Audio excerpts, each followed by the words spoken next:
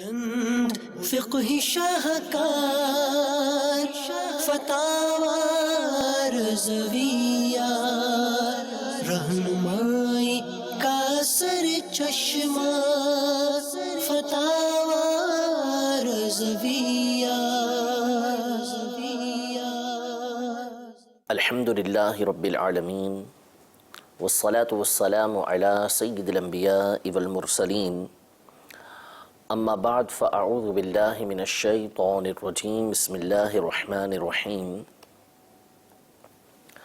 الصلاة والسلام علیک یا رسول اللہ وعلی آلک واصحابک یا حبیب اللہ. الصلاة والسلام علیک یا نبی اللہ وعلی آلک واصحابک یا نور اللہ. مدنی چینل کے ناظرین، الحمدللہ عز و جل سلسلہ فیضان فتاوی رضویہ میں ایک مرتبہ پھر حاضر ہیں، اور اس سلسلے میں ہم آقائے نعمت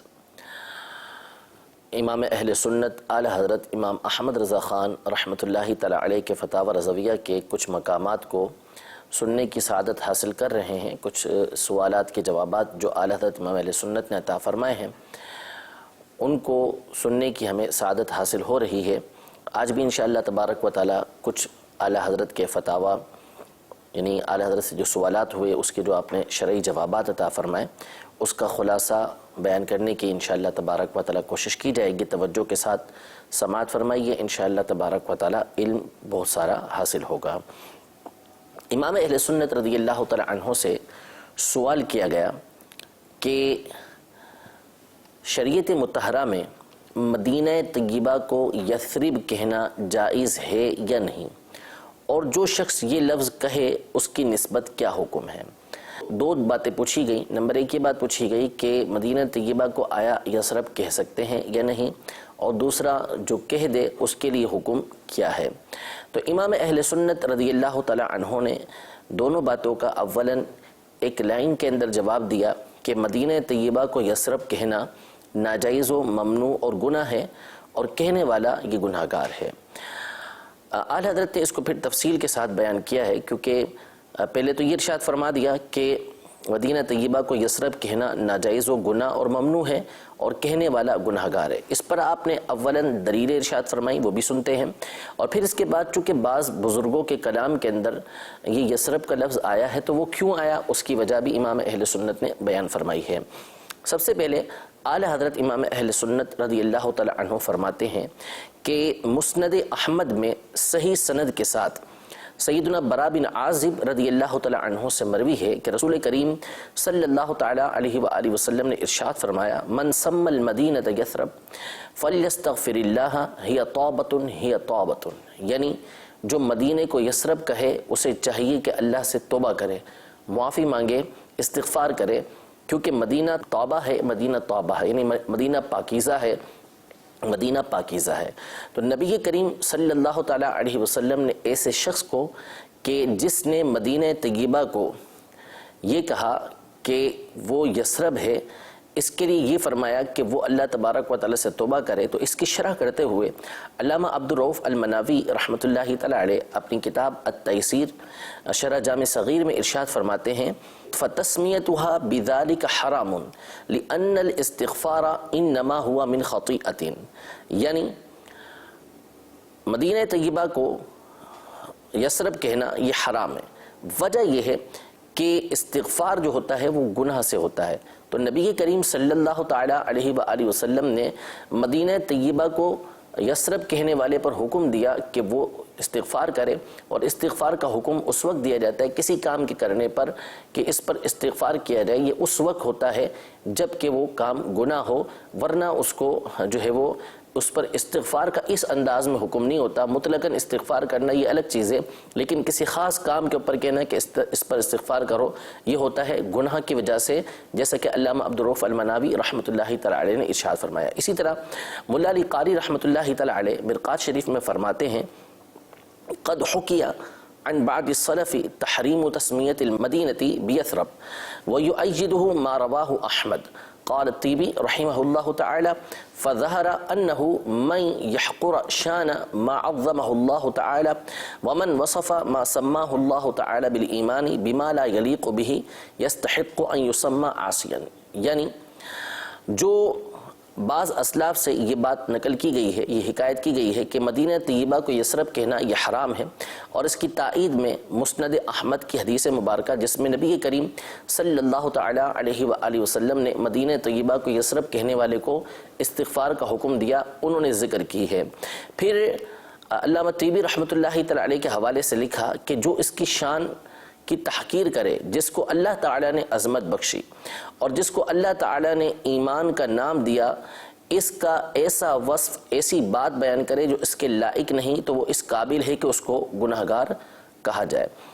کیونکہ یثرب کا معنی کیا ہے وہ بھی اعلیٰ حضرت امام اہل سنت آگے بیان فرماتے ہیں. اس سے پہلے فرماتے ہیں کہ قرآن عظیم میں لفظ یثرب آیا ہے، لیکن وہ رب العزت جل وعلا نے منافقین کا قول نقل کیا ہے. یعنی اللہ تبارک و تعالیٰ نے اس کا نام یثرب نہیں فرمایا بلکہ منافقین کے قول کو ذکر کیا، جیسا کہ 21ویں پارے میں فرمان باری تعالیٰ ہے وَإِذْ قَالَتْ طَائِفَةٌ مِّنْهُمْ يَا أَهْلَ يَثْرِبَ لَا مُقَامَ لَكُمْ. یہ جب جنگ احزاب ہوئی تو اس وقت جو ہے وہ یہ معاملہ پیش آیا کہ منافقین نے جو ہے وہ مسلمانوں میں افراتفری پھیلانے کے لیے اس طرح کی باتیں کی، تو اس وقت انہوں نے اہل مدینہ کو اہل یثرب کہا تھا. اسی بات کو اللہ تبارک و تعالی نے منافقین کے قول کے طور پر یہاں نقل کیا. خود اللہ تبارک و تعالی نے قرآن مجید میں مدینہ طیبہ کا نام المدینہ ہی ذکر کیا ہے، یثرب ذکر نہیں فرمایا. پھر اعلیٰ حضرت امام اہل سنت فرماتے ہیں کہ یثرب کا لفظ فساد و ملامت سے خبر دیتا ہے، اور وہ ناپاک اسی طرف اشارہ کر کے یثرب کہتے. یعنی یثرب کا لفظ جو ہے یہ اس جگہ کو کہا جاتا ہے کہ جہاں پر گندگی ہو، جہاں پر بیماریاں ہوں، جہاں فساد ہو، جس جگہ کی برائی بیان کی جائے تو ایسی جگہ کو عربی زبان میں یثرب کہا جاتا ہے. مدینہ طیبہ نبی کریم صلی اللہ تعالی علیہ وآلہ وسلم کے آنے سے پہلے وہاں یہی حالت تھی کہ طرح طرح کی بیماریاں تھیں، گندا نالا بہا کرتا تھا، اسی لیے اس کو یثرب کہا کرتے تھے. لیکن جب نبی کریم صلی اللہ تعالی علیہ وآلہ وسلم مدینہ طیبہ تشریف لے آئے، آپ کی ذات کی برکت سے، آپ کی دعا کی برکت سے اللہ تبارک و تعالی نے مدینہ کو انتہائی پرفضا مقام بنا دیا، اور جتنی بھی اس کی وبائیں اور بیماریاں تھیں وہ اللہ تبارک و تعالی نے دور فرما دی، وہاں سے منتقل فرما دی. اب یہ جو منافقین تھے مدینہ طیبہ کو اسی لیے ملامت کرنا چاہتے تھے، اور ان کا ارادہ یہی ہوتا تھا کہ جیسے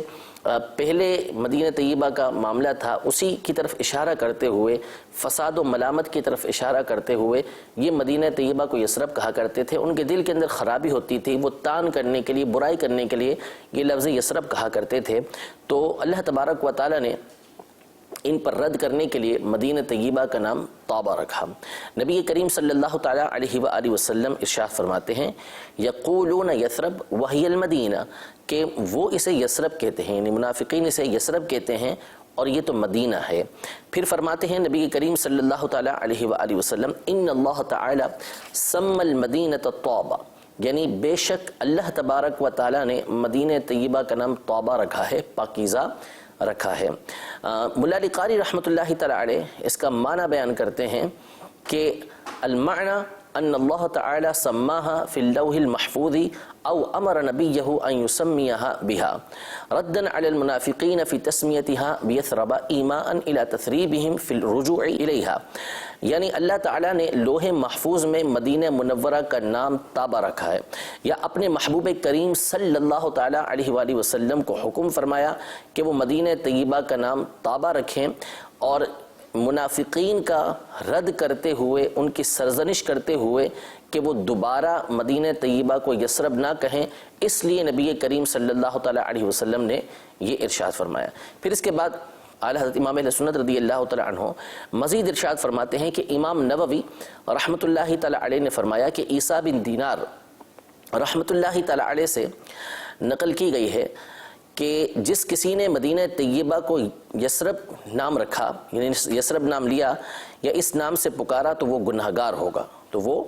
گنہگار ہوگا، یہ علماء نے بیان فرمایا۔ اب بعض اشعار اکابر کے اندر یہ لفظ آیا ہے، یعنی بعض شعروں کے اندر یہ لفظ استعمال کیا اور بزرگوں کے کلام کے اندر یثرب کا لفظ آیا ہے۔ تو اس کا کیا مطلب ہے کہ جب احادیث طیبہ کے اندر منع کر دیا گیا، بلکہ اعلیٰ حضرت امام اہل سنت رضی اللہ تعالیٰ عنہ شیخ محقق رحمۃ اللہ تعالیٰ علیہ کے حوالے سے لکھتے ہیں کہ آن حضرت صلی اللہ تعالیٰ علیہ وسلم نے اس کا نام مدینہ رکھا، اس کی وجہ وہاں لوگوں کا رہنا سہنا اور جمع ہونا اور اس سے انس و محبت رکھنا ہے، اور آپ نے اسے یثرب کہنے سے منع فرمایا اس لیے کہ یہ زمانہ جاہلیت کا نام ہے، یا اس لیے کہ یہ ثرب سے بنا ہے جس کا معنی ہلاکت اور فساد ہے، اور تثریب بمعنی سرزنش اور ملامت ہے، یا اس وجہ سے کہ یثرب کسی بت یا کسی جابر و سرکش بندے کا نام تھا، اس لیے نبی کریم صلی اللہ تعالیٰ علیہ وسلم نے اس کے نام کو تبدیل فرما دیا اور یہ بولنے سے منع فرمایا۔ بلکہ امام بخاری رحمۃ اللہ تعالیٰ علیہ نے اپنی کتاب تاریخ الکبیر کے اندر ایک حدیث پاک نقل کی کہ جو مدینہ منورہ کو یثرب کہہ دے تو اسے 10 مرتبہ مدینہ کہنا چاہیے تاکہ اس کی تلافی اور تدارک ہو سکے۔ تو اب یہ جو بعض اکابر کے کلام کے اندر آیا ہے، اعلیٰ حضرت امام اہل سنت فرماتے ہیں کہ ان سے حسن ظن رکھا جائے گا اور ان کی طرف سے یہی عذر پیش کیا جائے گا کہ ان کو ان احادیث طیبہ پر اطلاع نہیں ہوئی تھی۔ جیسے بہت سی باتیں ہوتی ہیں کہ بعضوں تک نہیں پہنچ پاتی، بہت سارے تعداد ابھی بھی ہمارے درمیان ایسی ہوگی کہ جو ان کے لیے نئی بات ہوگی کہ مدینہ طیبہ کو یثرب نہیں کہہ سکتے، وہ عام روٹین کے اندر اسکولوں کے اندر عام طور پہ پڑھایا جاتا ہے، تو ممکن ہے ان کی طرف سے یہ عذر پیش کیا جائے بزرگوں کی طرف سے کہ ان تک بھی یہ احادیث طیبہ نہ پہنچی ہوں جس کی وجہ سے ان کے کلام کے اندر یہ الفاظ آ گئے،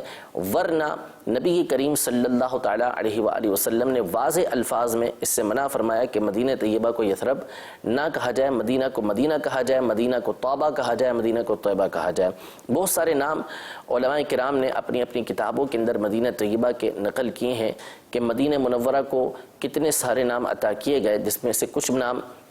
علامہ سمہودی رحمۃ اللہ تعالیٰ علیہ نے اپنی کتاب شفا کے اندر نقل کی ہیں۔ اسی طرح علامہ جلال الدین سیوطی شافعی رحمۃ اللہ تعالیٰ علیہ نے اپنی کتاب الحجج المبینہ کے اندر مدینہ طیبہ اور مکہ مکرمہ کے بہت سارے نام ذکر فرمائے ہیں۔ تو رب تبارک و تعالیٰ ہمیں مدینہ طیبہ کی حاضری بھی نصیب فرمائے، بعد اب بعضوں کی حاضری بھی نصیب فرمائے، اور اللہ تبارک و تعالیٰ مدینہ طیبہ کی ہر شے کا ہمیں کامل ادب کرنے کی توفیق عطا فرمائے۔ ایک اور فتویٰ اپنے سلسلے کے اندر اعلیٰ حضرت کا شامل کرتے ہیں۔ سیدی اعلیٰ حضرت امام اہل سنت سے یہ سوال کیا گیا کہ اگر کوئی عالم و فقیہ کو گالی دے یا حقارت کرے تو اس کے اوپر حکم کفر جاری ہوگا یا نہیں، اور اکثر عوام الناس اس زمانے میں عالموں کو گالی دیتے اور حقارت اور غیبت کرتے ہیں، آپ اس حوالے سے حکم بیان فرمائیے۔ یہ ظاہر ہے کہ جس طرح اعلیٰ حضرت امام اہل سنت کے زمانے میں تھا کہ علماء کی بعض لوگ جو ہے وہ تحقیر کیا کرتے تھے، ہمارے زمانے کے اندر یہ بہت بڑھ گیا اور باقاعدہ ایک فن یہ بن چکا ہے، بعض لوگوں کا خاص طور پر یہ مشغلہ ہے کہ انہوں نے یا تو کھل کر یا کسی نہ کسی طرح اشارہ کنایوں کے اندر اہل علم کی تحقیر کو اپنا ایک ذوق بنایا ہوا ہے، اپنا ایک مشغلہ بنایا ہوا ہے۔ ان کا طریقہ کار یہ ہوتا ہے کہ جہاں موقع ملے، کسی طرح کا موقع ملے، کھینچ تان کے بات لا کے کوئی نہ کوئی ایسی برائی نکال کے علماء پر فٹ کی جائے اور ان کی تحقیر کی جائے۔ آئیے سنیے کہ امام اہل سنت احادیث طیبہ کے حوالے سے اور علماء فقہاء کرام جو قدیم گزرے ہیں ان کے حوالے سے کیا ارشاد فرماتے ہیں۔ اس میں سوال یہ کیا گیا تھا کہ غیبت کرتے ہیں، حقارت کرتے ہیں، اس تو اعلیٰ حضرت امام علیہ سنت فرماتے ہیں غیبت تو جاہل، یعنی وہ شخص کے جو اہل علم نہیں ہے، اس کی بھی مخصوص صورتوں کے علاوہ حرام قطعی اور گناہ کبیرہ ہے۔ یعنی عالم تو الگ بات ہے، اس کا حکم تو آگے آتا ہے، ایک عام شخص اس کی بھی مخصوص کچھ مقامات ہیں کہ جہاں شریعت مطہرہ حکم دیتی ہے، مثلا کسی نے کسی کے اوپر ظلم کیا ہے تو اس ظلم کو دوسرے کے سامنے بیان کرنے کے لیے جو اس کا بدلہ دلا سکے، اس وجہ سے بیان کرنا، یا کسی کو مشورہ دینے کے لیے کسی نے مشورہ طلب کیا کہ اس کے ساتھ نکاح کرنا ہے یا اس کے ساتھ شراکت داری کرنی ہے، کاروبار کرنی ہے، تو وہاں پر اس کی اصلاح کے لیے، اس کی خیر خواہی کے لیے اس کو اس کا کوئی وصف ایسا بتانا کہ وہ اس سے بچ سکے، اچھی نیت کے ساتھ بعض صورتوں میں اجازت دی گئی۔ باقی اس کے علاوہ ایک عام شخص کی بھی غیبت کی اجازت نہیں ہے۔ قرآن عظیم میں اللہ تبارک و تعالی نے غیبت کو مرے ہوئے بھائی کا گوشت کھانا ارشاد فرمایا کہ جو شخص کسی کی غیبت کرتا ہے تو گویا کہ وہ اپنے مرے ہوئے بھائی کا گوشت کھاتا ہے۔ حدیث پاک میں نبی کریم صلی اللہ تعالیٰ علیہ وآلہ وسلم نے ارشاد فرمایا ایاکم والغیبہ فإن الغیبۃ اشد من الزنا ان الرجل قد یزنی ویتوب فیتوب اللہ علیہ وان صاحب الغیبۃ لا یغفر له حتی یغفر له صاحبہ، یعنی غیبت سے بچو کیونکہ غیبت یہ زنا سے بڑھ کر گناہ ہے، کیونکہ آدمی کبھی زنا کرتا ہے اور توبہ کر لیتا ہے تو اللہ تبارک و تعالیٰ اس کی توبہ قبول فرماتا ہے، اور غیبت کرنے والا اس کو اس وقت تک معاف نہیں کیا جاتا جب تک کہ جس کی غیبت کی ہے وہ معاف نہ کر دے۔ تو غیبت کو نبی کریم صلی اللہ تعالیٰ علیہ وآلہ وسلم نے زنا سے بھی بڑھ کر گناہ بتایا ہے۔ تو ایک عام آدمی کا یہ معاملہ ہے کہ اس کی غیبت کریں تو اتنا زیادہ اس کا گناہ ہے۔ پھر فرماتے ہیں اعلیٰ حضرت امام اہل سنت رضی اللہ تعالیٰ عنہ کہ یوں ہی بلا وجہ شرعی کسی مسلمان، عام مسلمان کی بھی تحقیر، یعنی اس کو حقیر جاننا، اس کی بے عزتی کرنا، اس کو ڈانٹ ڈپٹ بلا وجہ کسی وجہ سے کرنا کہ جس سے اس کی دل آزاری ہو، فرمایا حرام قطعی ہے۔ رسول اللہ صلی اللہ تعالیٰ علیہ وآلہ وسلم نے ارشاد فرمایا بحسب امرئ من الشر ان یحقر اخاہ المسلم کل المسلم علی المسلم حرام دمہ ومالہ وعرضہ، یعنی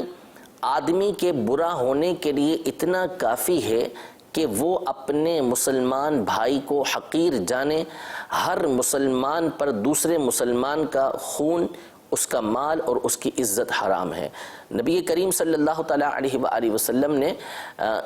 مال کو بھی حرام قرار دیا کہ ایک مسلمان کا مال دوسرے مسلمان پر حرام ہے کہ اس سے چھین نہیں سکتا، اسی طرح اس کے خون کو بھی حرام قرار دیا کہ اس کو مار نہیں سکتا، اسی طرح اس کی عزت کو بھی حرام قرار دیا کہ اس کی عزت خراب نہیں کر سکتا۔ پھر فرماتے ہیں اعلیٰ حضرت امام اہل سنت کہ اسی طرح کسی عام مسلمان کو بھی بے اذن شرعی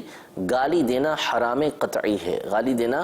حرام قطعی ہے عام شخص کو بھی، کہ رسول اللہ صلی اللہ تعالیٰ علیہ وسلم نے ارشاد فرمایا کہ مسلمان کو گالی دینا یہ کبیرہ گناہ ہے، اور فرماتے ہیں کہ مسلمان کو گالی دینے والا اس شخص کی طرح ہے کہ جو ہلاکت میں پڑا چاہتا ہے، جو مسلمان کو گالی دیتا ہے وہ ہلاکت میں پڑنے والا ہے، اپنے آپ کو ہلاکت پر پیش کرنے والا ہے۔ مزید ایک اور حدیث مبارکہ نقل فرماتے ہیں کہ من آذا مسلما فقد آذانی ومن آذانی فقد آذى اللہ، یعنی جس نے کسی مسلمان کو ایذا دی اس نے مجھے ایذا دی، اور جس نے مجھے ایذا دی اس نے اللہ تعالیٰ کو ایذا دی۔ اللہ تبارک و تعالیٰ ایذا سے پاک ہے کہ اس کو کوئی ایذا دے سکے، اس کا مطلب ہے کہ اس نے اللہ تبارک و تعالیٰ کو سخت ناراض کیا، اللہ تبارک و تعالیٰ کے عذاب کا اپنے آپ کو مستحق بنا لیا۔ پھر فرماتے ہیں امام اہل سنت رضی اللہ تعالیٰ عنہ کہ جب عام مسلمان کے حق میں یہ احکام ہیں تو علماء کی شان تو ارفع و اعلیٰ ہے، یعنی جب ایک عام شخص کے لیے احکام ہے کہ نہ اس کی غیبت کر سکتے ہیں، نہ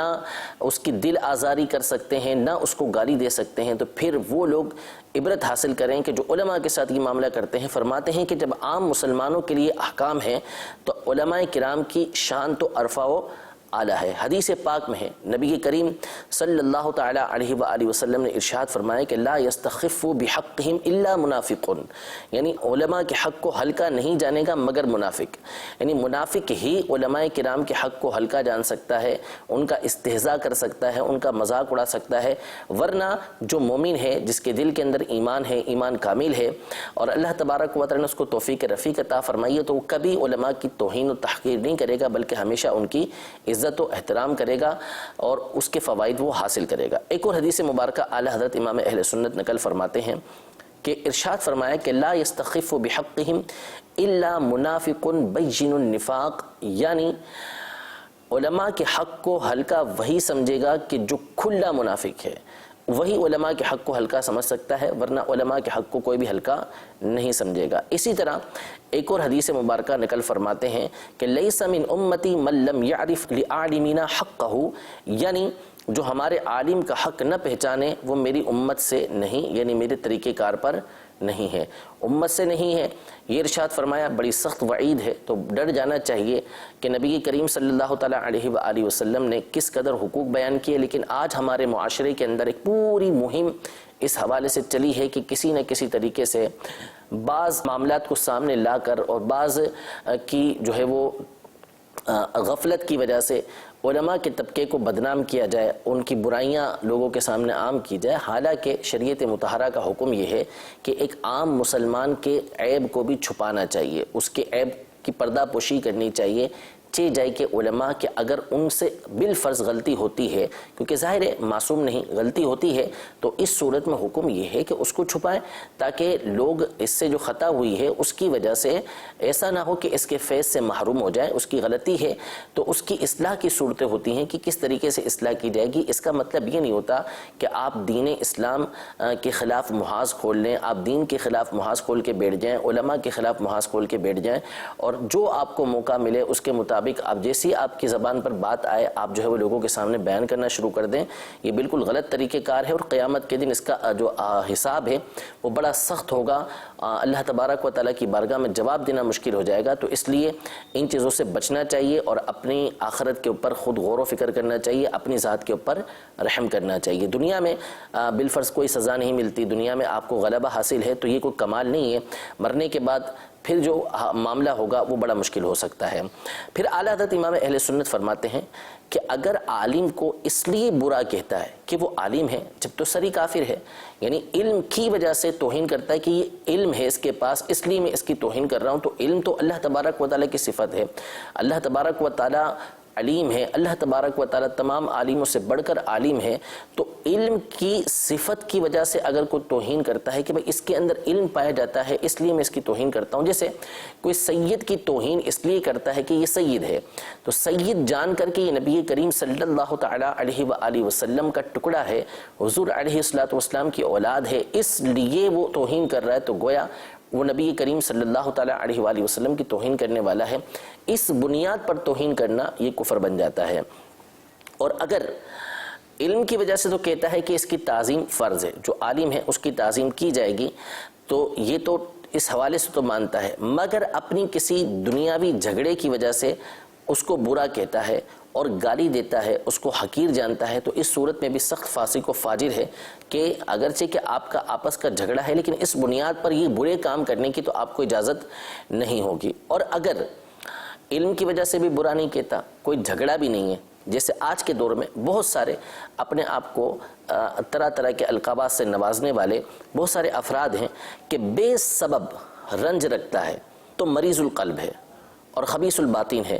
یعنی کوئی سبب نہیں ہے، بس ایک الرجی ہے، ایک پریشانی ہے کہ اس وجہ سے وہ علماء کو برا جانتا ہے، تو فرمایا کہ بے سبب اگر رنج رکھتا ہے تو مریض القلب اور خبیث الباطن ہے، اور اس پر کفر کا سخت اندیشہ ہے۔ چنانچہ خلاصۃ الفتاوی جو مشہور فتوے کی کتاب گزری ہے اس کے اندر یہ موجود ہے کہ من ابغض عالما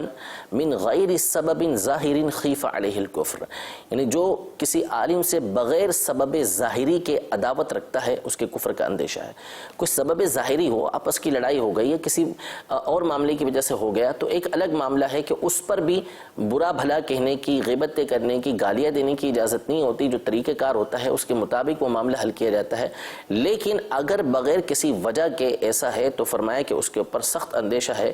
کہیں اس کا ایمان نہ چھین لیا جائے۔ تو رب العزت جل وعلا ہم سب کو عام مسلمانوں کی بھی تعظیم کرنے کی توفیق عطا فرمائے، ان کی عزتوں کو محفوظ رکھنے کی توفیق عطا فرمائے، اور ساتھ ہی ساتھ اللہ تبارک و تعالی ہمیں توفیق عطا فرمائے کہ علماء حق کی، علماء اہل سنت کی خوب تعظیم کریں، ان کی برکتیں حاصل کریں، کیونکہ کل بروز قیامت ان کی بڑی شان ہوگی۔ جو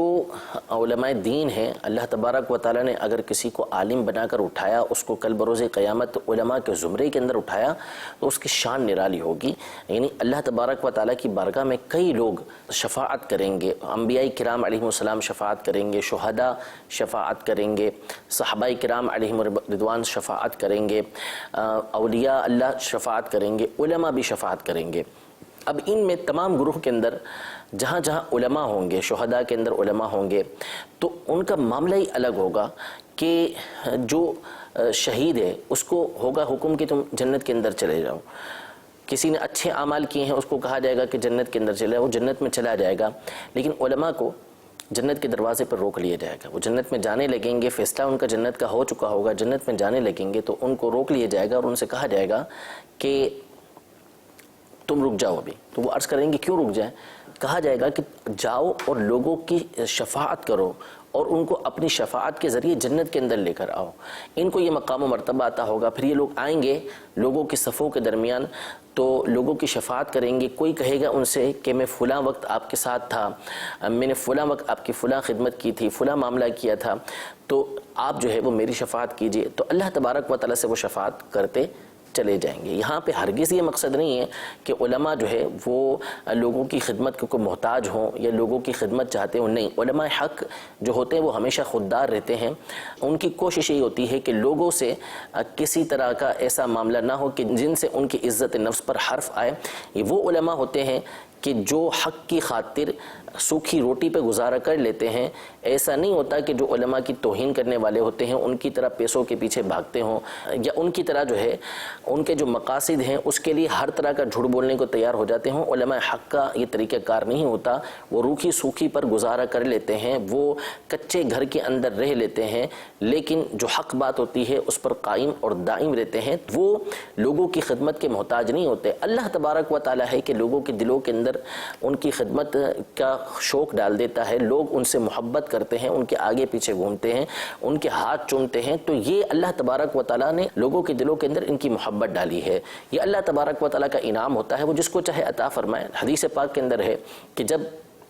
اللہ تبارک و تعالیٰ کسی بندے سے محبت فرماتا ہے تو جبریل امین کو اپنے پاس بلاتا ہے اور کہتا ہے میں اس سے محبت کرتا ہوں, میں اس سے محبت کرتا ہوں, تو اس سے محبت کر. جبریل امین کہتے ہیں کہ میں بھی اس سے محبت کرتا ہوں. پھر آسمان والوں میں اعلان ہوتا ہے کہ فلاں بندے سے اللہ تبارک و تعالیٰ محبت کرتا ہے, میں بھی محبت کرتا ہوں, تم بھی اس سے محبت کرو. سب اہل آسمان جو ہوتے ہیں وہ اس سے محبت کرتے ہیں. اور فرمایا کہ یودع لہ القبول فی الارض, پھر اس کے بعد اللہ تبارک و تعالیٰ لوگوں کے درمیان اس کی قبولیت کو رکھ دیتا ہے جس سے لوگ اس سے محبت کرتے ہیں. تو اللہ تبارک و تعالیٰ علم کو پسند فرماتا ہے, اہل علم سے محبت فرماتا ہے. یہاں تک کہ بعض روایتوں کے اندر یہ موجود ہے کہ لوگ جو ہیں, دنیا تو دنیا ہے, دنیا کے اندر تو اپنے دینی معاملات کے لیے علماء کے محتاج ہوتے ہی ہوتے ہیں. قیامت میں جب جنت کے اندر داخل ہو جائیں گے اس وقت بھی اللہ تبارک و تعالیٰ علماء کی جو شان لوگوں کے سامنے ظاہر فرمائے گا وہ یہ ہوگا کہ لوگ وہاں پر بھی علماء کے محتاج ہوں گے. اس حوالے سے محتاج ہوں گے کہ اللہ تبارک و تعالیٰ جب بندوں سے فرمائے گا کہ مانگو, کیا مانگتے ہو, تو لوگ علماء سے مشورہ کریں گے کہ اللہ تبارک و تعالیٰ سے کیا مانگیں. وہاں پر علماء کی شان اللہ تبارک و تعالیٰ اس طرح بیان فرمائے گا. اور ابن عباس رضی اللہ تعالیٰ عنہما یہ ارشاد فرماتے ہیں کہ قیامت کے دن جنت میں ایک عام مومن اور عالم کے درمیان 700 درجات کا فاصلہ ہوگا. اتنا بڑا مقام و مرتبہ اللہ تبارک و تعالیٰ علماء کو عطا فرمائے گا. تو اللہ تبارک و تعالیٰ کی رضا کے لیے ہمیں علم دین حاصل کرنا چاہیے, اور اگر ہم عالم دین نہ بن سکے تو پھر ہمیں علماء اہل سنت سے سچی عقیدت اور محبت رکھنی چاہیے. تو انشاءاللہ تبارک و تعالیٰ اس کے فوائد ہمیں حاصل ہوں گے. رب تبارک و تعالیٰ ہمیں اس طرح کی جو باتیں ہیں, جو لوگ اس طرح کی باتیں کرتے ہیں, ان سے دور رہنے کی توفیق عطا فرمائے. دین حق کو صحیح سمجھ کر اس پر عمل کرنے کی توفیق عطا فرمائے. آخری مسئلہ اپنے اس سلسلے کے اندر شامل کرتے ہیں کہ اعلیٰ حضرت امام اہل سنت سے فتاوی رضویہ کی 23ویں جلد میں ایک سوال کیا گیا کہ بعض لوگوں کا یہ طریقہ کار ہوتا ہے کہ وہ عصر سے مغرب کے درمیان کچھ کھاتے نہیں اور اس کو روزہ بولتے ہیں, تو اس کا کیا حکم ہے؟ تو امام اہل سنت رضی اللہ تعالیٰ عنہ نے اس حوالے سے یہ حکم ارشاد فرمایا جس کا خلاصہ یہ ہے کہ عصر اور مغرب کے درمیان نہ کھانا یہ اگرچہ بعض بزرگوں سے منقول ہے لیکن اس کو شرعاً روزہ نہیں کہتے, اور اس کو کوئی اگر ضروری سمجھتا ہے کہ اس درمیان کھانا پینا جائز نہیں تو پھر تو ظاہر سی بات ہے کہ یہ غلط ہے. ویسے اگر کوئی اپنی نفسانی خواہشات سے بچا رہتا ہے, یعنی جتنا دل چاہتا ہے, نفس چاہتا ہے کہ کھائے پیے اور اپنے آپ کو روکتا ہے, تو اچھی بات ہے کہ نفسانی خواہشیں جتنا بچیں گی اتنا اچھا ہے, لیکن اس کو کوئی لازم نہ سمجھے کہ عصر اور مغرب کے درمیان کھانا پینا نہیں چاہیے. یہ بات درست نہیں ہے. جیسے ہمارے زمانے کے اندر اب ایک مسئلہ یہ چل پڑا, کئی مقامات سے یہ سوال کیا گیا کہ بعض علاقوں کے اندر یہ سوچ ہے کہ جو بچہ چھوٹا انتقال کر جائے یا کسی کی کواری بیٹی انتقال کر جائے یا لڑکا انتقال کر جائے کوارا, تو پھر اس صورت میں جمعرات کو عصر تا مغرب کھانا نہیں چاہیے کیونکہ وہ کھانا ان تک پہنچتا ہے ورنہ وہ بھوکے رہ جاتے ہیں. ایسی کوئی بات نہیں. یہ مسئلہ جو مشہور ہوا یہ غلط ہے. میت کے پاس بھی عینی ہی کھانا تو پہنچتا ہی نہیں, نہ پانی پہنچتا ہے, بلکہ جو ہم ایصال ثواب کرتے ہیں ان تک اس کا ثواب پہنچتا ہے. لہذا یہ سوچ رکھنا کہ ہم کھائیں گے پئیں گے تو وہ بھوکے پیاسے رہ جائیں گے, اس کی کوئی حقیقت نہیں ہے. رب تبارک و تعالی ہمیں دین حق کو صحیح سمجھ کر اس پر عمل کرنے کی توفیق عطا فرمائے، علماء اہل سنت کا دامن ہمیں نصیب فرمائے، اور اللہ تبارک و تعالیٰ کل بروز قیامت ہمیں انہی کے زمرے کے اندر، انہی کے غلاموں کے اندر اللہ تبارک و تعالیٰ اٹھائے، آمین بجاہ النبی الامین صلی اللہ تعالیٰ علیہ وآلہ وسلم۔ بلند فقہی شاہکار فتاوی رضویہ، رہنمائی کا سر چشمہ فتاوی رضویہ۔